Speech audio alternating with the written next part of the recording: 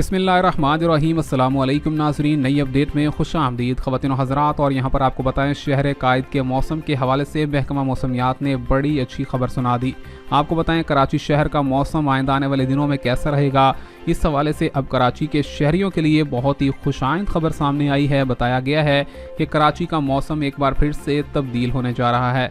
आपको बताएं कि शहर कायद का मौसम यहाँ पर 22 अक्टूबर से मुकम्मल तौर पर सर्द हवाओं के सिलसिले में देखा जाएगा और शहर के अंदर सर्द समुद्री हवाओं के बाद शहर के मौसम में यहाँ पर 3 से 4 डिग्री तक कमी आने का इम्कान जाहिर कर दिया गया है। इसी के साथ साथ बताया गया है कि शहर के अंदर रात के औकात में मौसम का ठंडा होना, जबकि दिन में मुसलसल और मुतवातर गर्म मौसम देखा जाएगा।